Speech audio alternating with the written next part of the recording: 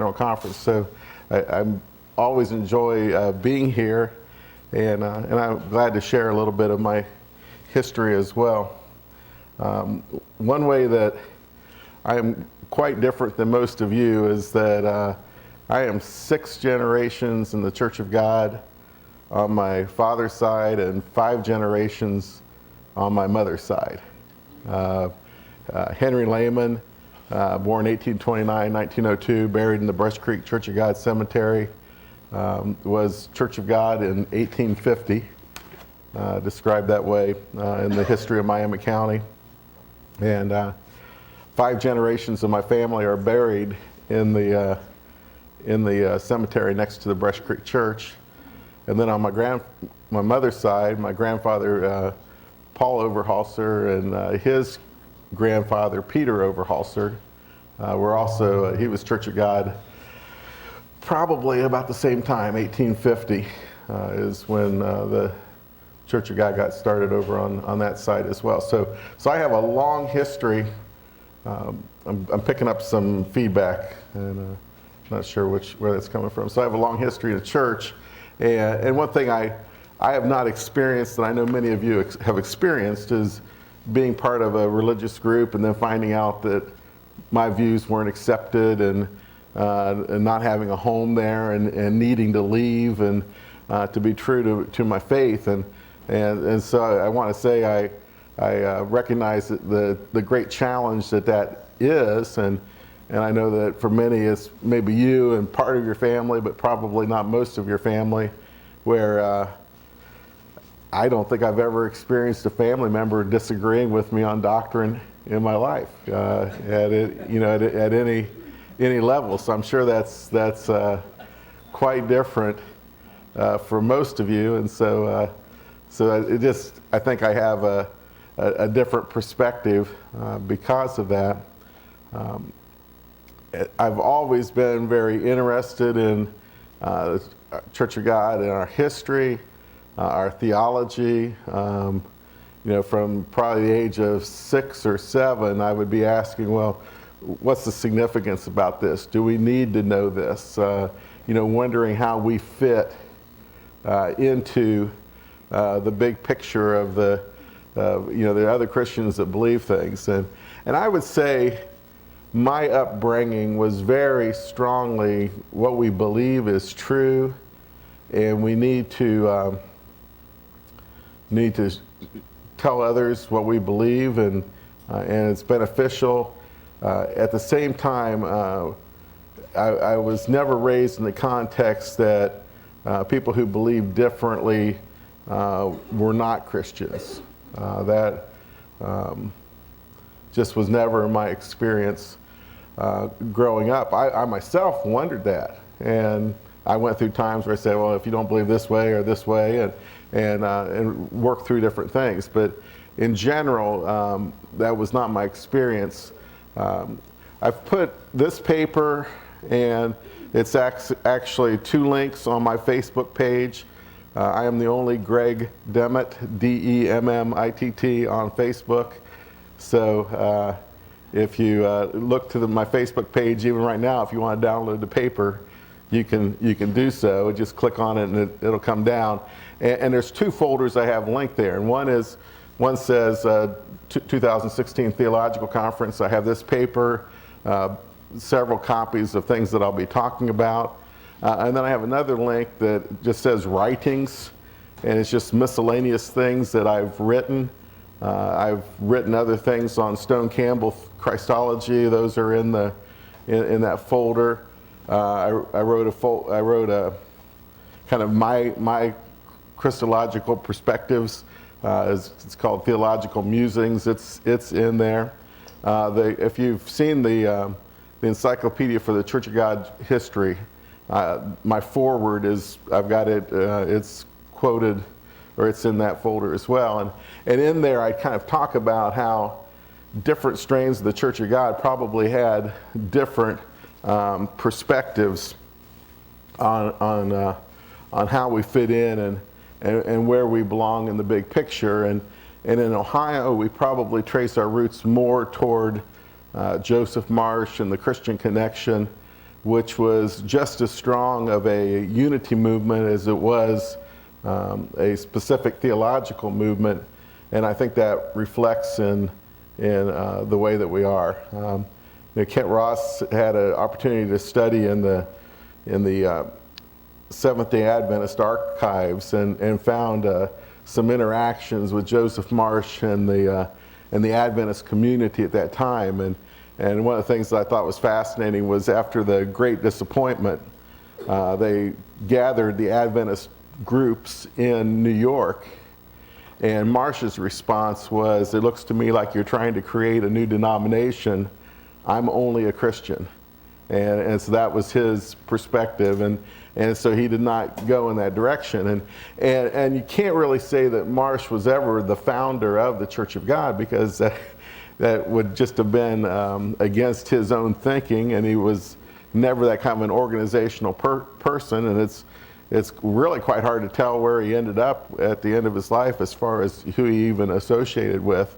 The other strain of the Church of God probably was a little bit more focused on our doctrines are essential, and that I call that the Wilson side, Benjamin Wilson, and on that side they're probably more likely to have thought that we were distinct from the Christian community. But my upbringing in Ohio was, what we believe is very important. We passed out tracts on a regular basis in the community to talk about our doctrinal perspectives. Everybody I knew what I believed. Somebody wrote in my yearbook, "I hate it when you argue about the Bible." And I argued a lot at that time about the scriptures. And all those things have kind of affected the way I approach things in life now. But that was growing up very strongly believing what we believe. At the same time, seeing us as part of the greater Christian community. And one of the things that I work on in this context of who we are is we aren't that weird. We aren't. So many times you get a couple distinctives, and then all of a sudden you got 100 distinctives, and maybe even things that go on in the group, and what's tolerated in the group is not healthy. And I said, no, you'll find we're a good group of people. You can trust yourself with us. You can trust your kids to us. That's how we are. And I have, I guess the other way that I don't have the same experiences, even in my interaction with other people outside of our perspectives, have in general been positive. Now I've many times had the perspective of talking with somebody, sharing our view on the nature of God, and oh yeah, that makes a lot of sense. And then they go home and talk to their preacher and find out that we're wrong, and I don't have a chance to talk to their preacher. But usually my own interactions have been pretty good. I was very well received at Fuller Seminary.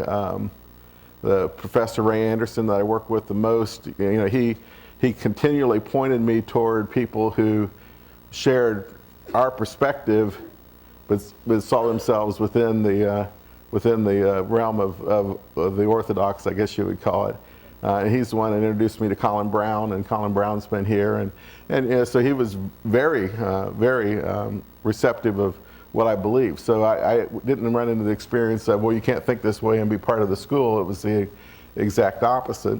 All the ministers I associate with have always known what we believe, and in general, I'm sure there's stuff that maybe goes on that I don't know about, but in general, it's been well received. My first meeting with, I'm currently the pastor at Cornerstone in Gatesville, Texas. At the first ministers meeting I attended, they said, well, what's your church about? And so I gave them, this is where we are, this is what we believe. And Mom said, oh, I didn't know you weren't Trinitarians. I said, well, I said, you can listen to what I say, and you're probably not going to necessarily pick up on it, except you'll see that, I definitely see Jesus as subordinate to God. And I said, well, of course, we all nuance that statement, don't we? And he goes, yeah, that's right. So, you kind of work things in, and the Ministers Association asked our worship team to lead worship for the community sunrise service this year. So I think it's they show a pretty good level, and that's 5 Southern Baptists and a Methodist and a Presbyterian. So it's not like people are out to get us. But I think we do have a place. I certainly believe what we believe makes a huge difference, and I'm not sure that we have done a great job of really understanding what the differences mean. If I was following theological directions, and right now we're working on a new quarterly on Romans, where I really want to bring a Church of God perspective to what Romans teaches. And I think in general, we kind of know what we don't believe and respond to things, but in general have also fit into the greater, picture of what Christendom says. And even though I say, well, it's all about the kingdom of God and things like that, how does Romans really take us there? In fact, I would think we probably tend to shy away from Romans a little bit because it's just so used by Orthodox. And and yes, you can be my friend. I got a friend request from somebody. I think that there's a lot that we can do to expand on what does it mean that salvation is about God creating a people beginning with His Son Jesus, and we're part of that people.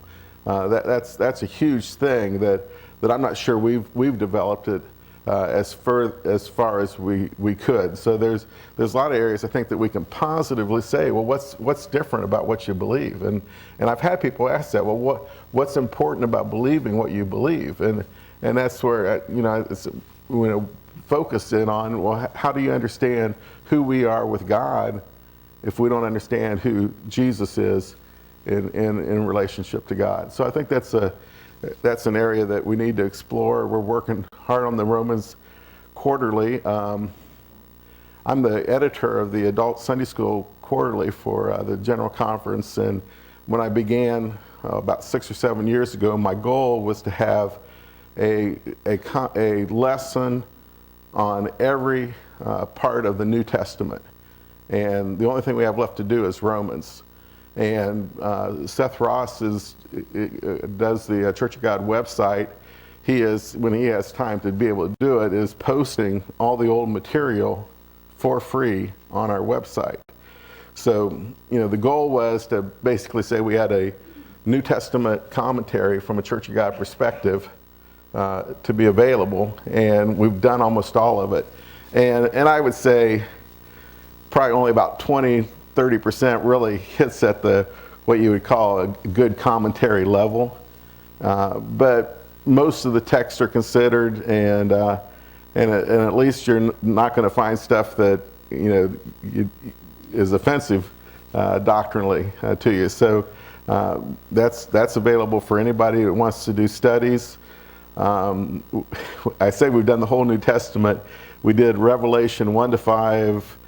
11, 12, I think, and 19 to the end, and all the other stuff. I said we're not going to write quarterlies on that. It's just there's too many perspectives to do those kind of things justice. But besides that, it's all the Gospels are done. We just finished Matthew, all of Paul's epistles, all the general epistles. Everything is done, and there's pretty much commentary on every verse in the New Testament. In that. So that's available. You can go to the Church of God website, the publications, and I couldn't even tell you right now what is currently posted, but we are posting more as we can make that available. But that's a little of who we are. Another thing on the Church of God history is it is very diverse. I grew up in Ohio. I've pastored churches in Indiana, Arizona, Louisiana, and Texas, and then I've done interim work in other churches right now. And I can say that there's subtle differences every place, where most of the people will believe something this certain way, and maybe slightly different, or a slightly different nuance, or a somewhat different approach throughout. It's interesting that Texas and possibly Arkansas has a true Church of Christ root to the Church of God in Texas, that we came directly out of the Churches of Christ. All of the Church of God was influenced by what's called the Second Great Awakening and the writings of the folks in the Restoration movement, but Texas came directly out of the Church of Christ. It's interesting, in 1900, a guy named Tant, T-A-N-T, and I think that's in my writings as well. He wrote, "We've been fussing about a bunch of things in Texas for the last 20 years. We need to get them settled."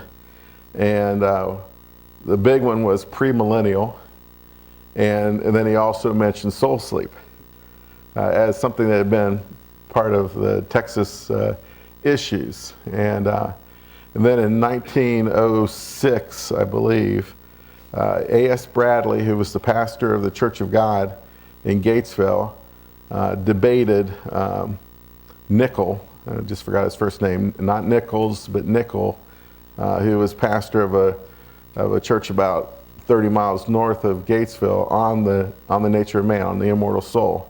And that's a famous debate in the Churches of Christ. If you talk to anybody about the Nickel-Bradley debate, they'll be, if they know their history, they'll know the debate.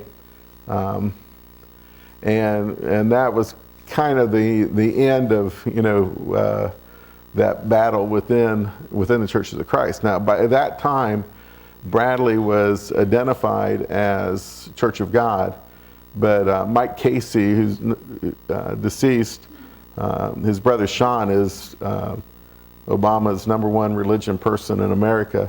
But Mike Casey found a handbill advertising a debate in Texas, 1890, that said A.S. Bradley, Christian, which was how all the Church of Christ was known at that time, debating a Baptist over the nature of man. And so he was definitely identified Church of Christ, a Restoration movement. Prior to that, Vernice Wolf, who's from the Gatesville Church and died about a year and a half ago, he said that when he grew up, he would be hard-pressed to say whether he was Church of God, Church of Christ, or Christadelphian, because they studied with whoever was available. And so that's just the context in Texas. So probably most of the rest of the country, you could never say that the Church of God people came out of any one particular group. But there in Texas, you can definitely say that it was all Restoration movement that they came from. And so, and there's still some, I think, awareness of the different groups. I was talking to a Church of Christ friend. I said, well, you probably believe this and this. So he was still aware of the way that and what our perspectives were on such things.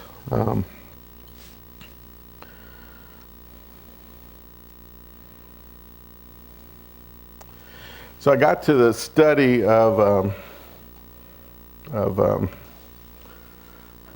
looking at in this area.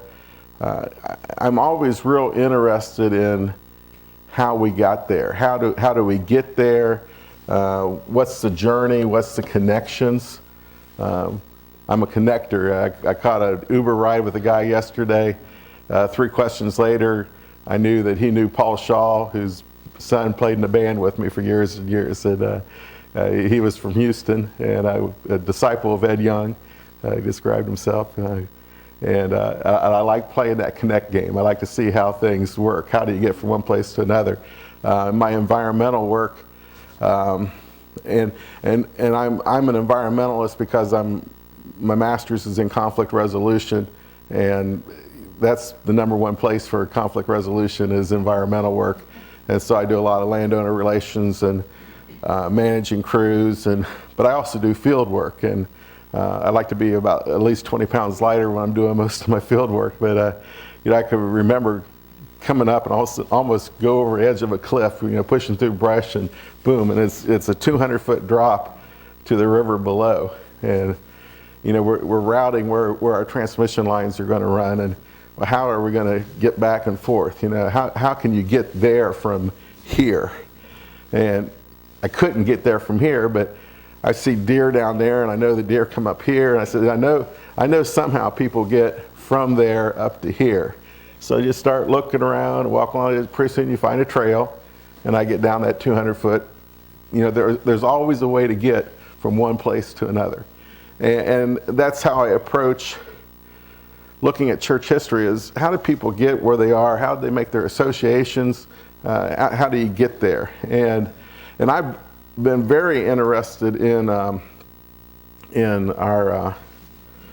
history of our Christology. Where did that come from? I mean, what is our roots of how we believe what we do? And I was pretty skeptical that our true roots are the Socinians and the European Radical Reformation. I just couldn't see a direct connection from us to that point. Definitely common beliefs, but I couldn't see a connection. So, where did we come from? What was the movement? And basically then realized that if you look at what's called the Second Great Awakening in America, it was probably at least 50% non-Trinitarian, if not more so. The First Great Awakening was very Calvinist, Jonathan Edwards, but the Second Great Awakening, which is more on the edge of the frontier, you got Restoration Movement, you got Quakers, you've got the Adventist movements, you've Shakers, even Mormonism would fall into that category. The vast majority of it, at least at some level, questioned the doctrine of the Trinity. And so there was a general non-Trinitarianism of all of that movement. And one of the most interesting places is looking at the Restoration movement because of their interactions. And so there's three key figures. They usually call it the Stone Campbell movement. Somebody had coined that term, and it's kind of stuck. And Walter Scott needs to be included in that. Tom Albright, who's one of their leading scholars, said if it hadn't been for Walter Scott, the Church of Christ might not have been any bigger than the Shakers, because he was the one who was the true evangelist. He developed a 5-finger exercise for sharing the gospel, and more than any person in the Restoration movement, as far as making a difference and changing people, Walter Scott was the key guy. Barton Stone led a group that was called the Christians, and were anti-Trinitarian. Arian in outlook, but anti-Trinitarian. So if you look at my paper, Stone Campbell Theology, Christology, it's a lot of interaction between Barton Stone and Alexander Campbell. Stone is anti-Trinity, but Arian. And then Alexander Campbell is more comfortable with Trinitarians, but rejects a lot of the language, and that's going to be the main thing we're looking at in the paper here. Let's see. And so just wanted, I guess we'll just go on in to look at some of these things. And I've got a lot of things quoted that they're all going to be accessible to you, so we want to look at that. But the interesting thing was just that these diverse groups with different Christologies were able to work together to, because they don't have a headquarters and they don't work as a denomination. Restoration movement kind of sometimes stays under the radar, but it's right up there as one of the largest non-Catholic groups in America. It's huge. It's interesting if you're aware of what most people call the Willow Creek movement The Willow Creek was the mega churches. The independent Christian church, which is straight out of the Restoration movement, dominates that. An independent church pastor, Gene Apple, is now the pastor at Willow Creek. They're just all over the place. And most of the mega churches in America that identify to something have Christian church roots. So it's all through there, and there's a general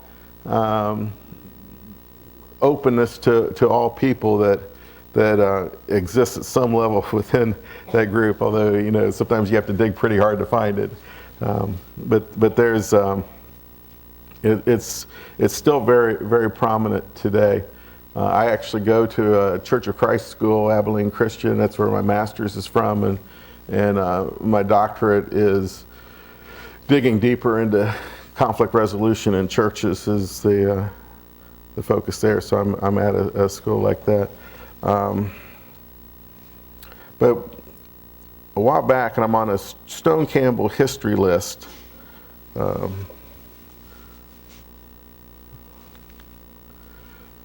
And somebody quoted a man named Isaac Errett comments on Campbell's description of the Ascension of Christ. And the background to that is that Errett had heard that Campbell was Unitarian, so he went to hear him speak because he wanted to hear what he was saying. And his report then, and that email there's a little folder that says emails on the Ascension. It's in that email in my folder. But he says, his wonderful description of the Ascension of Christ convinced me that he could not possibly be a Unitarian. And so I just looked first to see what he said, and what struck me was that the things that Campbell said about the Ascension of Christ, and it's in the Millennial Harbinger. That was his main magazine. It's interesting. I think we had the Millennial Advocate was a Church of God publication, but and this is just a brief statement but it's kind of typical of what he says about to confirm the testimony of the and he's writing about the power of testimony. He says to confirm the testimony of the apostles concerning the Messiah's death, resurrection, ascension into heaven, and coronation as the Lord and King of the universe imports no more or less than it should be rendered every way credible to such beings as we are, that we should be able to believe it. In other words, just the message of the news of Christ is, the death, resurrection, ascension into heaven, and coronation. And he writes very glowingly about Jesus being named as the king, and that obviously in his writings this is a new status for Jesus. And I just said, that he writes about the ascension in the same way that we would write about the ascension. Now, if you Google incarnation, you'll find about a third of as many references as you'll find to ascension. So it's like almost every time he talks about the ministry of Christ, he'll talk about ascension and coronation. He does speak of incarnation, but we'll get into his concept of that is different than Trinitarian or Arian viewpoints on that. But I just quoted that. This is from much later, 1853. The spirit of prophecy is the testimony concerning Jesus, the life, death, burial, resurrection, ascension, glorification, and second coming of the Lord Jesus Christ are the 7 pillars upon which the Christian temple, the body of Christ, rests, and on these repose the redemption of man. So he's a very Christ-centered theology, and again, that focus on the life, death, burial, and he makes a point later on in an article called Our Orthodoxy. He said that people believe people, not teachings. And so he said, you have to believe Christ, not just ideas, but you believe Christ. And so he very strongly goes, if a person trusts in Christ, confesses Christ, then they are Christians, regardless of how they understand different doctrinal positions. Well, when I'm following that rabbit trail, I hit under other writings that become even more fascinating to me. So I did go look through, and a lot of comments on the Ascension of Christ, but this paper deviated from that, and I checked it out with Anthony, and he said it was okay to make that deviation. So he enters into a dialogue with a man named Henry Grew, and it's interesting because, and this is something I can't verify, I just talked with Jan Stilson this week, but Jan had at one time said that if you wanted to know what Joseph Marsh believed, look at what Henry Grew believed. And Marsh, Grew wrote extensively in the Palladium, which was Marsh's magazine that he edited for the Christian Connection. And he's very obviously anti-Trinitarian in his outlook. And he's writing to Campbell to ask Campbell about his perspective on different things related to Christology. What struck me as interesting, and we'll get back to it a little bit, is he also very strongly believes in the personal pre-existence of Christ. And so it makes me ask questions of, well, where did our position and our perspective of the non-personal pre-existence of Christ come from? And maybe we can even see some hints in Campbell. But so Grew is asking Campbell questions, and Campbell begins to answer. And so if you download the paper, you'll see the references, and I've got a lot there, and I've got 11 minutes left here. But I'll read a little bit of, Campbell said, I wanted to give you a big picture first, and before I start answering these questions. And he says, his first principle, and he says, my principal objection to the doctrine of the Trinity is not that it is either irrational or unscriptural to infer that there are three divine persons in one nature, that these three equally have one thought, purpose, will, and operation, and so one God. Or to use the words of confession, in the unity of God there be three persons of one substance, power, and eternity. I say, I object not to this doctrine because it is contrary to reason or revelation, but because of the metaphysical technicalities, the unintelligible jargon, the unmeaning language of the Orthodox creeds on this subject, and the interminable war of words without ideas to which the word Trinity has given birth. So that's kind of his perspective. And to be honest to Campbell, he's not anti-Trinity, he's anti the language of the Trinity. I find this thinking pretty interesting. He goes into the questions.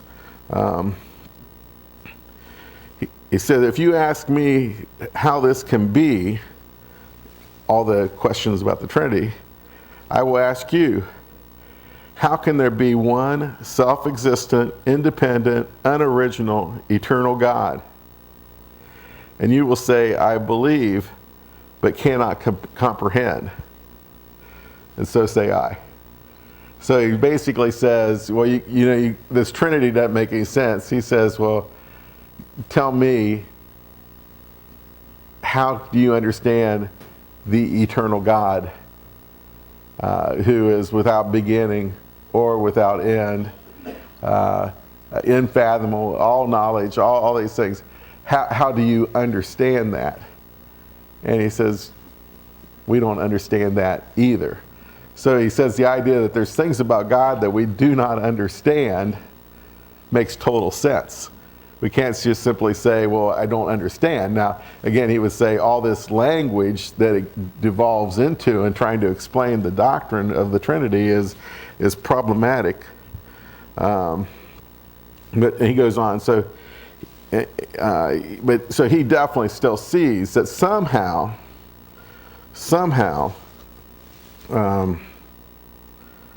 there is a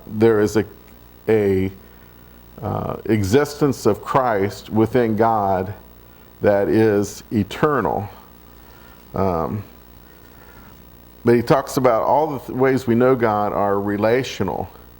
He said, God wasn't always the creator until there was a creation. Was he a father before he had a son? That these are relational terms. And let me see if I can find.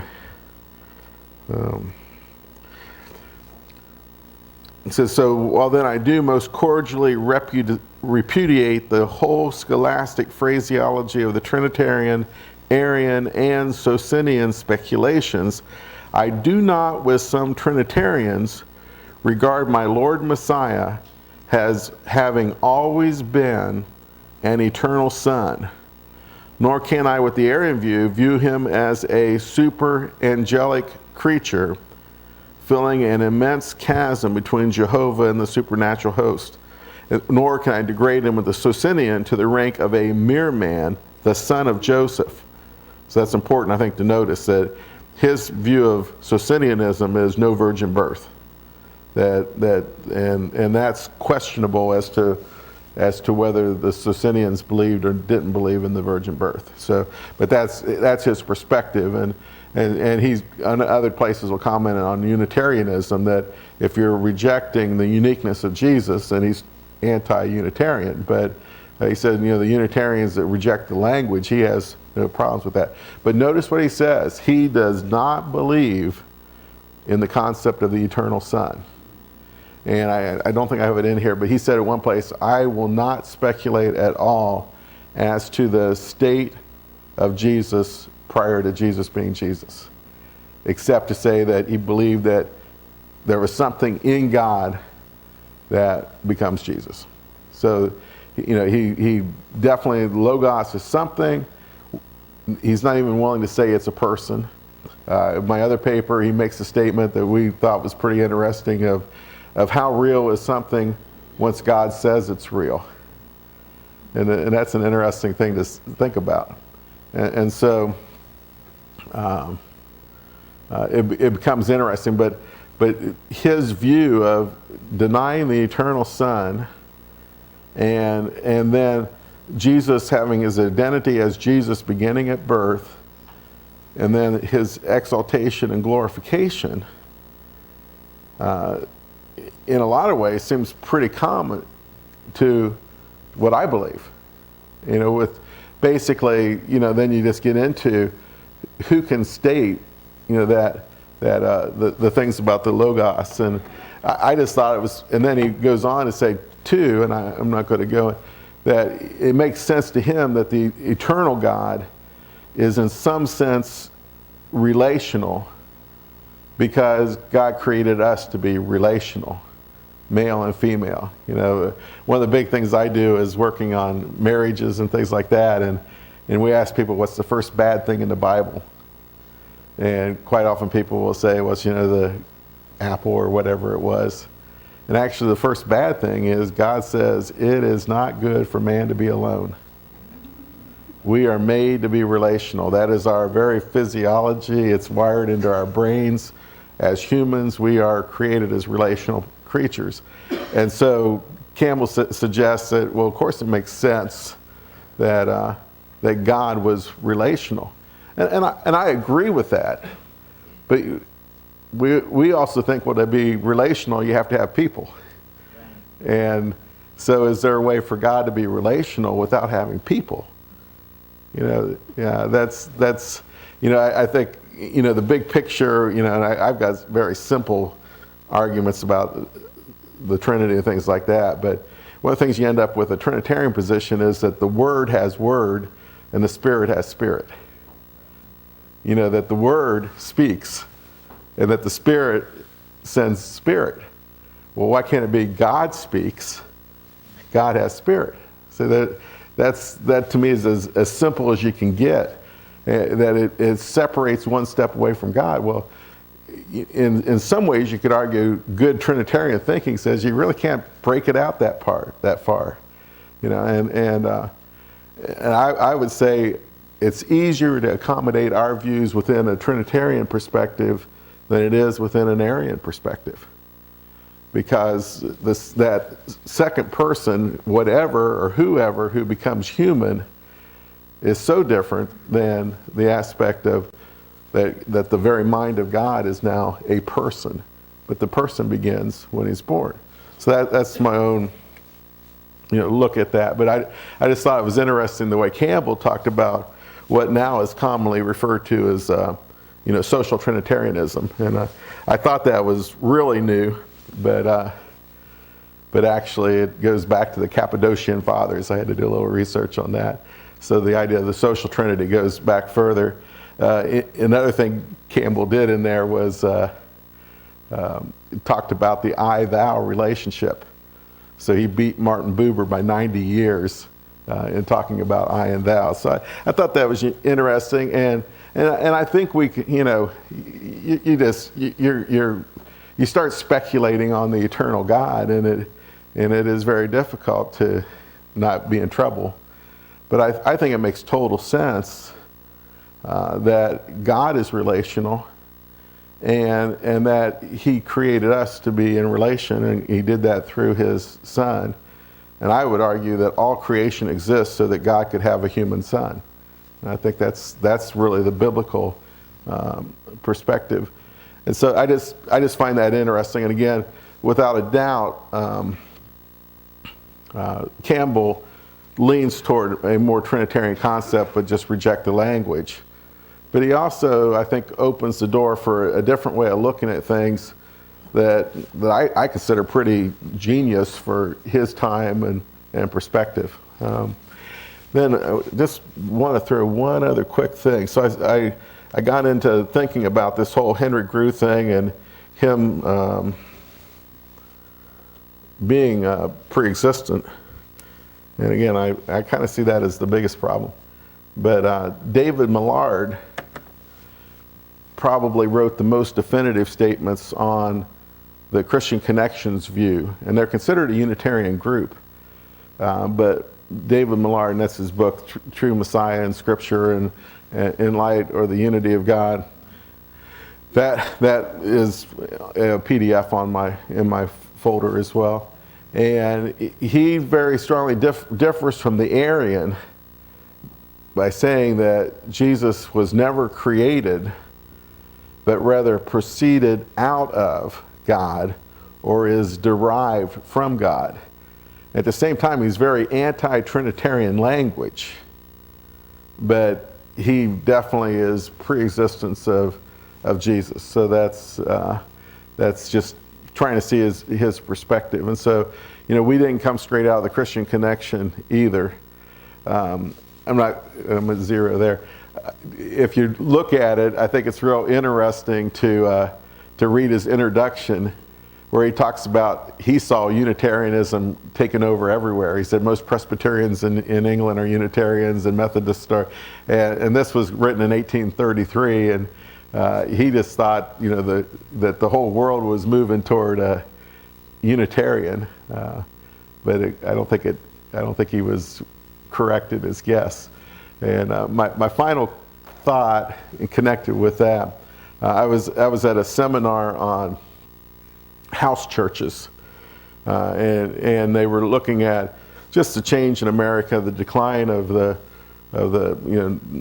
hard to find pastors, hard to build buildings, and all these things, and seem to be moving toward being like Europe, with most people not going to church, and the house church movement has been one of the answers to that problem of it's be very hard to build a church of 200 people today. The economics of it is measurably more expensive relative to the economy than it was back in the 50 years ago. And that's been one of the criticisms though of the house church movement is, how do you sustain it? How do you keep it moving when you're just little groups of people here and there? How do you sustain what you're doing? And he said, well, the guy leading the conference says, well, I actually teach biology. So I'm a biologist. He said, the biggest creatures that ever walked on the face of the earth were the dinosaurs. We don't see any dinosaurs around. He said the longest, the oldest creature on the planet today is the mayfly. He said we just can't get rid of them. And he said, there's things that are good about that big organization and strength, but there's also life that just keeps showing up. And he was saying that that's how he saw the house church. And I was still on the board of directors talking about in the meeting, one of our board members said, we're the mayflies. They can't get rid of us. And I would say in general, I think the Trinitarian side is usually better organized and thinks in terms of structure. They're going to tend to win those big battles in that way, but they can't stomp us out, because there's always going to be people who are reading their Bibles and going, really? And we need to be that voice. I truly believe one of our purposes is to be out there and say, hey, everybody's not a Trinitarian. There's millions of people who identify themselves as Christians on this planet who are not Trinitarian. And to fight that hegemony of, no, everybody believes this way, and be that place where, hey, no, you can be welcomed in and recognized for your faith despite what you believe. I think that's a real important perspective for us. So that's it for the presentation. If you have any questions, be glad to.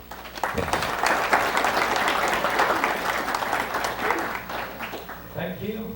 Any questions for the pastor? The microphone is over there where Robin's pot is.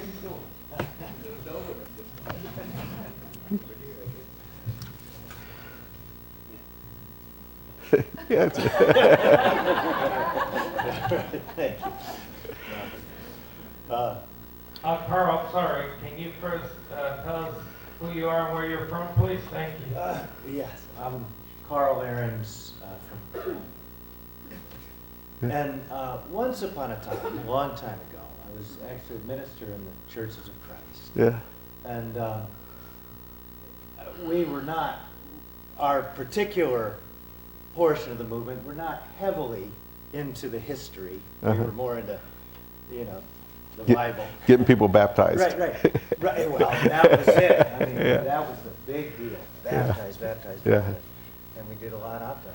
But one thing, though, that I don't know if Campbell spoke this way, but it was the early Church of Christ. One of the things I loved, and I still love it today, is speak where the Bible speaks and be silent. That's the second part is real important. Be silent where the Bible is silent. And I think there's such a need for people to speculate. We see, God created the heavens and the earth. Mm-hmm. Well, what was he doing before that? What was it? Well, I don't know, but God has told us clearly. And we can understand those things. And if we get into all kinds of problems with our speculation about things he hasn't told us, we get into trouble. And you see that in Campbell. He says, I can't say this, but I can't say that. Yeah. The one thing I would say that I think I understand about Campbell, and correct me if I'm wrong, he makes a point about, I reject Trinitarianism because of some of the language and a lot of speculation. On the other hand, I have a hard time accepting that Jesus was a mere man. Right. Now, and he did say son of Joseph, too. So right, son of Joseph. But here's the problem.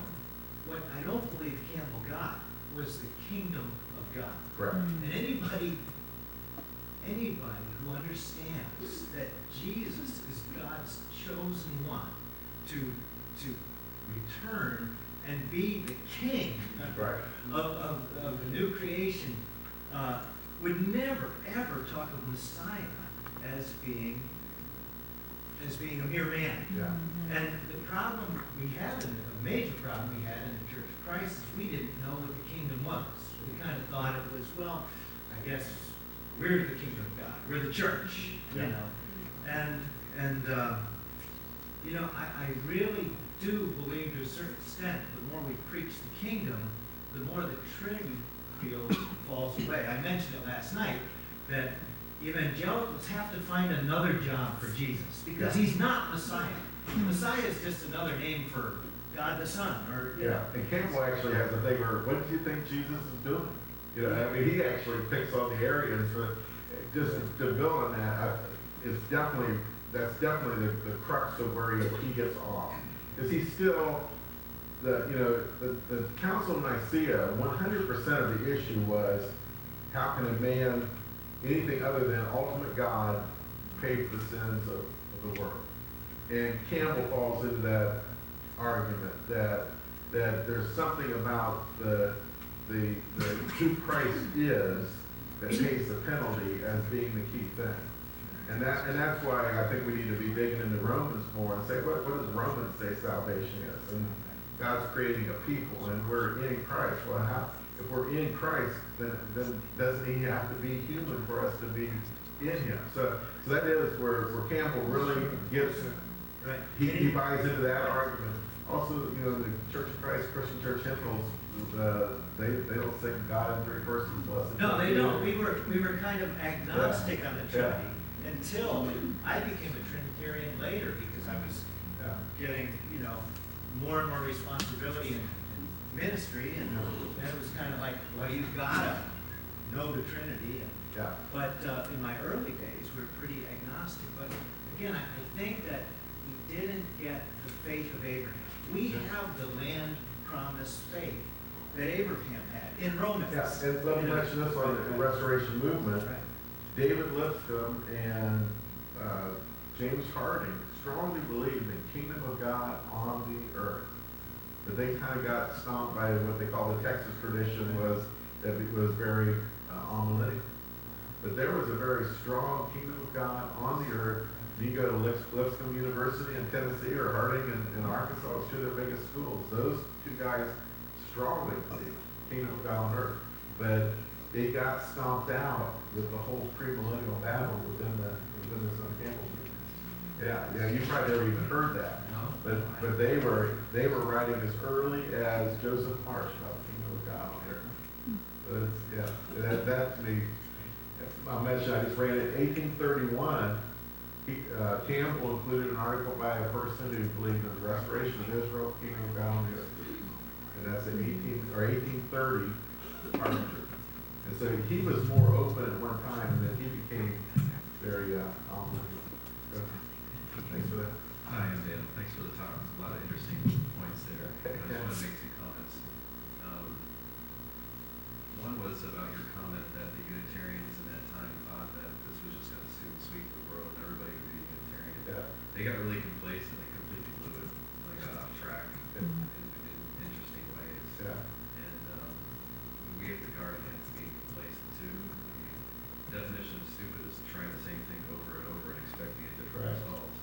And just to say, look at the Bible. Well, that's not working. They do look at the Bible. They got these goggles on. They can't get off the bed. But we have to do a lot more work. And I think it's partly helping them to understand that there isn't any one theology of the Trinity. There's language which has like 5 different views or more. And they don't realize this fully. They think it's just different semantics. I had an Episcopal preacher say he hates to preach on Trinity Sunday because he says, I can't say 5 words and I'm into heresy. A lot of people preach. Yeah. One other comment, the guy, I forget what his last name was, but the guy said, well, I can't understand God existing on say or being eternal. I can't understand this language. I think there's a confusion there. In one sense of understanding, it means you can't explain it. In another sense, it means you can't conceptually grasp what's being said. Yeah. Like if I come upon a dead guy, I mean, I understand that he's a dead guy. Maybe I can explain why he's dead. But I do understand God being eternal and God existing. God saying it's just he exists and has his perfections independently. Yeah. Eternal is just he always exists. He always will exist. The whole argument is for God that Yeah. there has to be someone who is completely other than what we are. Some of these guys, as you described them, it sounds like they're getting a little bit tangled up in some Trinitarian arguments. Yeah, or there's different tracks. Speculation. You know, I mean, the Restoration movement was about restoring the church, not restoring correct doctrine. And so I think that's one of the reasons why they've grown so well, is they were so focused on what a church is supposed to be. And everything doctrinal was kind of at that level pushed aside. Yeah, wonderful, thanks. Can can you speak up with the questions, please, and tell us who you are and where you're from? Thank you. There you go. Keep going. You talked on the phone, right? I believe so. I think so. Yeah. I'm Ron Shockley. I'm from Dallas, Texas. And very nice presentation, Greg. I wanted to ask you, being the historian of kind of the Church of God movement here, the question, I grew up in the Advent Christian faith in Oklahoma and did not really realize or appreciate how unique that little pocket of Advent Christians were. We were a Unitarian branch, and I think it was from a lot of probably direct interaction, close association with a lot of the Church of God Abrahamic faith people over the years. And I wanted to see and kind of ask in case anybody out there that was an old Advent Christian like me had kind of some similar, if they were watching this or had the opportunity to go back and watch it, kind of the same questions of like, well, how did you know of any connection there? If you're the connector guy, do you know of any connections between kind of that? Because it seemed like, I know there's probably other pockets of Advent Christians around that might be more Unitarian, because the whole, the overall denomination is Trinitarian. Yeah. Or became Trinitarian. I don't know the history there, if it was more Unitarian at the start and then it became Trinitarian, or if it, today, as it stands today, it's more Trinitarian, of course. And so there's people like Dr. John Roller, who's a Christian, and he's a Trinitarian himself. So how does that, of how that kind of how those, and there was a second Advent movement also. There's second Advent Christians, that were kind of an offshoot of that. So do you know any of the kind of the history of how it connects? There was a lot in common with, Nathaniel Field, I think, is identified more strongly with the Advent Christian. But he was very closely associated with Joseph Marsh. There's a bunch of interesting interactions between Marshall Field against John Thomas and against his John Thomas was, you got to believe, there's one way to believe. And he was actually baptized several times when he changed his mind, as I understand. Nathaniel Field very strongly stood up against him. And what you see is the importance of Christian unity. And what John Roller says is that was truly the guiding star of what became the Advent Christian, was the idea that the unity of all Christians, and not, and so they always had an openness to other beliefs. And probably it was Wilson's versus that mentality, where the people who became the Church of God felt it was stronger to preserve the doctrine than the people who went into the Advent Christian Church. But if you were looking from 1830s to 1880s, there's probably no difference. They're all going to probably read the same publications and associate, but we weren't an organized movement anyways. That someone's coined the term of editor bishops. The people, if you had a press, you were powerful. You never argue with a guy who buys egg by the barrel, which is why I went into journalism for a long part of my life. So you just read the same things. And so they were probably all reading the Wilsons, they were probably all reading Field was all over Indiana. But the people who became the Church of God in the 1880s, 1890s, felt it more important to preserve particular perspectives. And that was never the guiding star of the Advent Christian movement. And I was stunned. A family flew me to California to preach a funeral sermon at an Advent Christian church because they didn't want the preacher sending them to heaven. Their preacher believed you went to heaven when you died. I thought, man, how far away have you got from your roots at this point in time? But that's really what it was. And so the Advent Christian has always been more accepting and more trying to find unity with all Christians. And so that's why it's tended to, I think, go toward the Trinitarian doctrines and things like that. But it's the same people, you know. We're all mayflies, and they kind of organize on different spots. And that's probably the struggle of, you know, even us today. We want to hold on to doctrine, at the same time we want what's true, what's correct. But at the same time, we don't want to like exclude others. We want to be somehow bring those people in and kind of, you know, see the light, like Dale was saying, get the goggles off of them. But we can't do that if we just pound the doctrine and say you got to believe this or you know. I would much rather be subversive, you know. And I've had so many people say, "You have totally messed me up."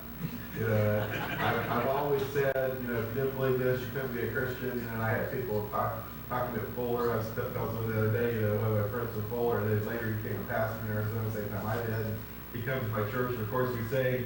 He came to visit our church, and we sang "Holy, Holy, Holy," you know, with our words. And he just looked at me and just smiled, you know. But they've got to be able to see that you can have. Because I will argue that almost everybody who says what we say, they got other issues going on. I mean, I don't want somebody to become a Jehovah's Witness. I don't want, you know, and I think that's the way in general Christendom looks at anybody who comes in attacking, is that they're trying to steal sheep and take control over them. And so I think it's of utmost importance to demonstrate our integrity and our openness, and you know, and a big picture of understanding the grace of God. I think is if we want to be heard, I think we need to do that. And that's not to say we don't need to have very clear statements out there. You know, people need that, but in my interactions, I think it's better to. People know what I believe, but I don't attack what they believe. And I think it's, you know, my listening to them encourages them to listen to me. Is the way I look at it. Yeah. Thank you. Any more comments?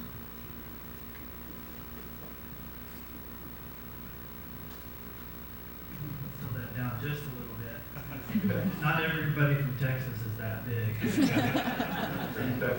Yes, I am. I'm Keegan Chandler. I'm from Houston, which is just a hop skip away from you guys. In Texas, No. it's nothing.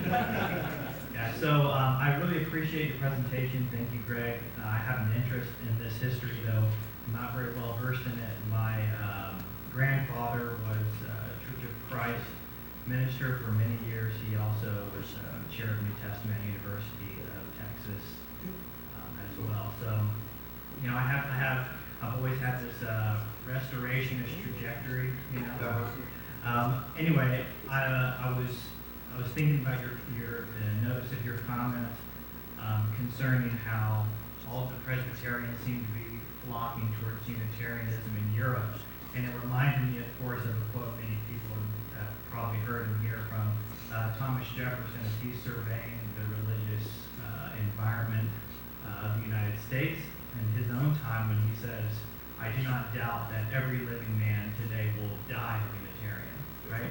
So there is this idea that Unitarianism is just sweeping through, and it seems like America was really the way that this literature paints America, that it's really this bastion of Unitarian thought. I think about Joseph Priestley and how he was essentially run out of Europe.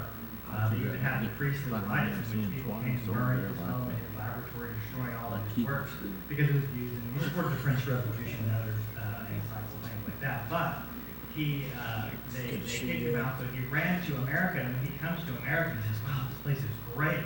You know, I have religious freedom here," and so, you know, he became very close friends with Jefferson and those other gentlemen. So, you know, I wanted to, you know, to see if you thought that America really was unique in the rest of the world in that time, around the 1800s, for its Unitarianism. And then also, if that's true, then what was it that actually caused the demise, where, you know, it doesn't quite look like there's going to be that many people in America that are looking to say that will die as Unitarians. And, you know, we might pinpoint, you know, the universalism that kind of creeps in with the transcendentalist, you know, movement in the mid-1830s. I just want to see if you agree with that. I think the universalism is part of it, and in general, it's the humanism of it. You know, that you know, we have a higher view of humanity